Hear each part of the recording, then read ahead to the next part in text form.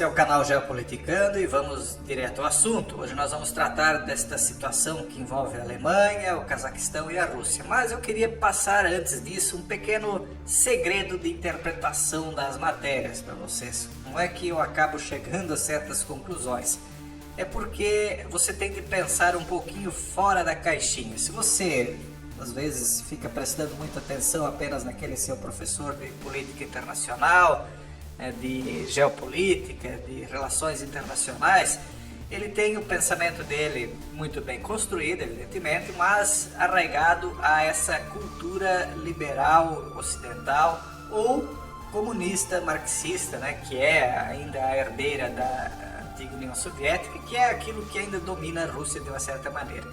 Então, em uma ou outra vertente, você acaba perdendo certos segredos interpretativos, digamos assim.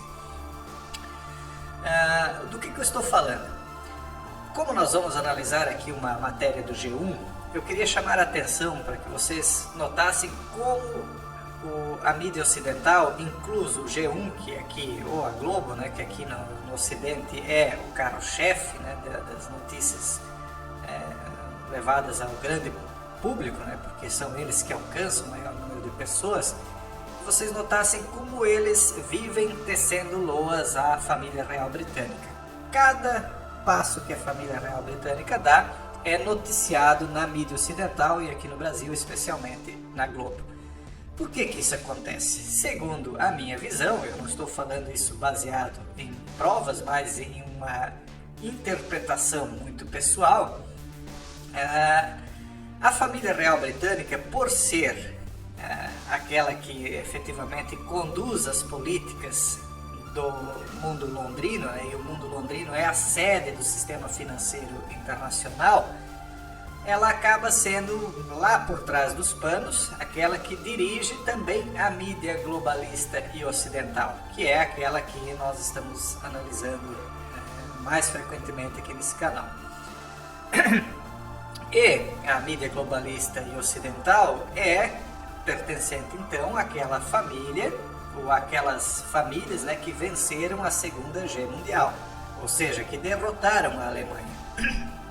Então vocês notem que a Alemanha, que quase colocou de joelhos as duas maiores potências do mundo da época, União Soviética e Estados Unidos, que precisaram se juntar entre eles, juntar Brasil e vários outros países para derrotar um único pequeno país, e ainda com muito esforço, que senão não teriam conseguido, ela é muitas das vezes pressionada para continuar agindo conforme os desejos dos vencedores da Segunda Guerra Mundial, ou seja, eles querem a Alemanha com eles, mas ao mesmo tempo não é uma amizade ali tão sincera, ao ponto de que eles estão sempre desconfiados da Alemanha e estão sempre pressionando através da imprensa, através da mídia, para que a Alemanha tome certas atitudes, como é o caso nessa situação aqui. Veja só, eles estão dizendo aqui que a importação Alemanha de petróleo cazaque beneficia a Rússia. Eles estão perguntando, na verdade, mas no fundo é uma afirmação se você ler toda a matéria. Ela diz o seguinte: a Alemanha se comprometeu a não comprar mais petróleo bruto da Rússia. No entanto, um acordo com o Cazaquistão para a importação do combustível significa que Moscou continuará lucrando às custas de Berlim. Então eles estão pressionando, mais uma vez, olha, Alemanha, olha, Berlim, nós não queremos que vocês deem lucro para Moscou. Não importa se a Alemanha esteja sendo prejudicada por esta disputa, que no fundo é uma disputa entre Londres e Moscou, não é nem exatamente entre Estados Unidos e Moscou, é uma disputa entre Londres e Moscou que é muito antiga. Uma hora a gente pode falar a respeito disso, sobre a disputa que eles têm, inclusive no na Ásia Central, inclusive. Mas isso seria assunto para outro vídeo. Então aqui eles mostram o centro de Astana, lá no Cazaquistão, que é uma cidade que tem uma edificação, uma arquitetura muito semelhante com a arquitetura simbólica de Brasília, inclusive. Tem a mesma simbologia ocultista por trás da construção de Brasília, só para vocês saberem. Então, nesta semana, a Alemanha começou a receber o primeiro lote de petróleo bruto do Cazaquistão através do sistema de oleoduto Druzhba. O objetivo é abastecer uma importante refinaria no leste alemão que até a virada do ano recebia quase exclusivamente petróleo russo. Então, Londres, Estados Unidos já conseguiram impedir que a Alemanha comprasse petróleo da Rússia, mas para eles ainda não é suficiente. Agora eles não querem que compre também do Cazaquistão, porque no fundo eles têm medo da Alemanha, que ela se liberte, né, e tome o seu próprio rumo. O embarque de 20 mil toneladas, ou cerca de 145 mil barris do Cazaquistão, faz parte de um plano mais amplo da Alemanha para reduzir sua dependência do petróleo russo. A maior economia da Europa parou de comprar o combustível da Rússia este ano, mesmo com o petróleo bruto do oleoduto permanecendo isento de um embargo da União Europeia motivado pela invasão da Ucrânia. A União Europeia proibiu desde dezembro de 2022 a importação do petróleo bruto russo por via marítima e a de produtos petrolíferos refinados desde 5 de fevereiro. Mas há uma isenção temporária para o petróleo bruto russo transportado por oleodutos. O inverno chegou, né? E ele não está sendo tão rigoroso e nem está causando tantos danos quanto se pintava, né? Que parecia que seria uma catástrofe. Não sei se vocês lembram, inclusive saíram capas de revistas mostrando a Chapeuzinho Vermelho perdida numa floresta de oleodutos e o lobo mau era a Rússia, né? Então, num cenário gélido, né, de inverno. Então eles mostravam que a Chapeuzinho Vermelho, para quem não sabe, é uma das histórias dos irmãos Grimm, né, que são alemães, né? Por isso que eles colocavam então a Alemanha, né, como no símbolo do Chapeuzinho Vermelho e a Rússia, né, no símbolo do lobo mau. Então o inverno veio e não causou tanto prejuízo assim para os países do norte da Europa, que estavam então relativamente preparados para o frio, né? Eles conseguiram acelerar e fazer os preparativos para passar por isso. O Cazaquistão então pretende transportar, já que é permitido por oleoduto, 1,2 milhão de toneladas de petróleo bruto para a Alemanha este ano. A operadora estatal de oleodutos do país, Kaztrans-Oil, já recebeu o aval de sua contraparte russa, a Transneft, para entregar 300 mil toneladas neste trimestre através do oleoduto Druzhba, que se estende por muitos quilômetros na Rússia. O Cazaquistão era um dos países que estavam sob a órbita de influência da antiga União Soviética e a sede do Cazaquistão, que até então se chamava Astana, parece que agora mudou de nome, eu não lembro nem qual é o nome atual. Inclusive a gente fala sobre essa cidade, sobre a arquitetura dela, de Brasília, lá na comunidade. Ela ainda continua, inclusive foi um dos últimos territórios satélites da antiga União Soviética a se desvincular, aparentemente se desvincular da Rússia, né? Mas na prática eles continuam bastante próximos. Então essa compra que está sendo feita através do Cazaquistão, de fato, acaba proporcionando lucro para a Rússia indiretamente. Tanto é que a contraparte russa, a Transneft, não se opôs a isso.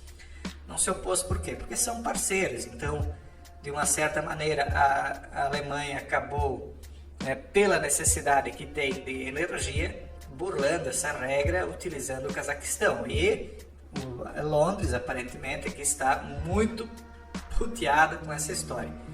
Essa matéria aqui é da Deutsche Welle. Deutsche Welle é uma espécie de Globo da Alemanha, né? Todos eles acabam tendo a mesma linha, né? Vocês entendem como é que funciona a mídia no Ocidente aqui, né? Por que a Alemanha compra petróleo do Cazaquistão? Eles explicam aqui, né?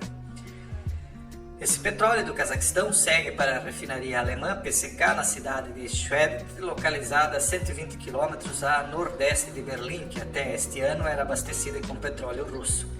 A refinaria fornece 90% do combustível da capital alemã e está em uma situação complicada desde que o país decidiu voluntariamente interromper as importações de petróleo canalizado da Rússia. Será que foi voluntariamente ou porque aqueles que impõem a política da Alemanha de fora é que obrigaram que isso acontecesse? Será que a Alemanha é livre mesmo para tomar decisões voluntárias? Eu estou apenas fazendo algumas perguntas. E tem gente que teme que de fato um dia isso volte a acontecer na prática, né? Agora ela opera com apenas a liberdade, no caso, com apenas 60% da capacidade. Os suprimentos do Cazaquistão vão garantir que a refinaria funcione em um nível de capacidade mais alto, permanecendo economicamente viável. Por enquanto, o governo alemão estabeleceu uma meta de 70%. A refinaria era parcialmente propriedade da russa Rosneft, até o governo alemão assumir o controle dela no ano passado. Atualmente é abastecida principalmente com petróleo dos mercados globais, incluindo os Estados Unidos, por meio de um oleoduto que sai do porto de Rostock, no Mar Báltico. E a Rússia, que eles vão explicar como é que ela se beneficia. Moscou pretende arrecadar receita adicional na forma de taxa de trânsito que a Transneft ganhará pelo transporte do petróleo por meio de sua rede de oleodutos. Quem construiu esses oleodutos foi a Rússia, então ela pode cobrar o frete, digamos assim. Uma fonte bem-vinda de dinheiro para o Kremlin em um momento em que suas receitas de petróleo foram afetadas pelo embargo ocidental e pelo teto de preços. Ou seja, eles estão aqui começando com uma nova história para tentar impedir que a Alemanha compre esse petróleo do Cazaquistão e beneficie a Rússia, né? Então eles aqui já estão questionando se esse acordo com o Cazaquistão não está violando o embargo da União Europeia ou da própria Alemanha. Enfim, eles querem manter, né, a Alemanha sob tutela, né, a tutela aí da OTAN, dos Estados Unidos, mas especialmente de Londres, e especialmente querem controlar a Rússia, né? Então eles não querem a Alemanha e a Rússia próximas de maneira nenhuma, né? É isso que está acontecendo aí na prática, né? O Ministério da Economia alemão disse que, embora seja inevitável que algum petróleo russo acabe na Alemanha, é importante que nenhum dinheiro esteja fluindo diretamente para a Rússia, pois o suprimento de petróleo seria comprado de uma empresa cazaque e não russa. Na prática é outra coisa, né? Enfim, isso aí é só para vocês verem como que a coisa funciona. Os discursos são muito bonitos, mas na prática a teoria é outra, né? E no fundo, o mundo gira, né? Se é que gira mesmo. E acaba sempre no mesmo lugar. Um forte abraço a todos e até o próximo vídeo, se Deus quiser.